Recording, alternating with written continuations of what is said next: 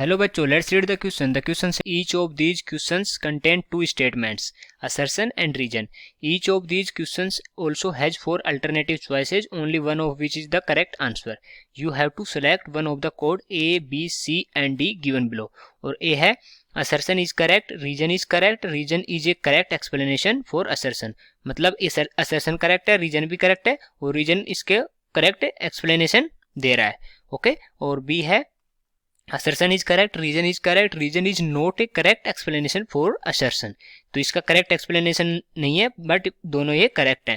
तो C है assertion is correct, reason is incorrect और D है assertion is incorrect, reason is correct. Okay और जो assertion के लिए statement given है वो क्या है, a process is called adiabatic if the system does not exchange heat with the surrounding. Okay तो असर्शन में गिवन है कि एडियाबैटिक प्रोसेस उसको बोलते हैं जिसमें हीट एक्सचेंज सराउंडिंग के साथ नहीं होता है. ओके तो जो रीजन है उसमें क्या लिखा हुआ है कि it does not involve increase और decrease in the temperature of system. तो ये इसका रीजन गिवन है. तो देखते हैं रीजन और असर्शन में कौन से करेक्ट है या दोनों करेक्ट है. तो सबसे पहले क्या करेंगे, सबसे पहले लिखेंगे इस क्वेश्चन का की कॉन्सेप्ट और इस क्वेश्चन का की कॉन्सेप्ट क्या हो जाएगा, वो हो जाएगा एडियाबैटिक प्रोसेस.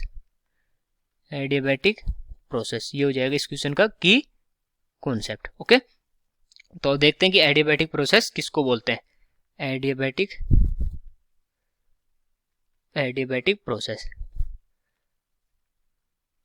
प्रोसेस कब होता है, it does not exchange.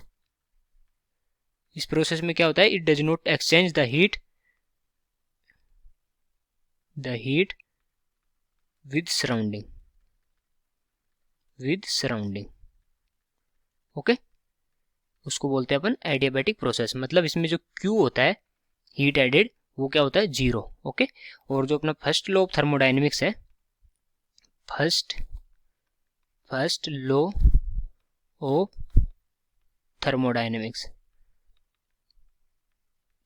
Thermodynamics क्या बोलता है कि delta U is equal to Q minus W.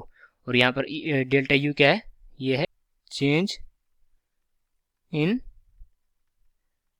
Internal energy. Okay और Q क्या है, Q है हीट एडेड.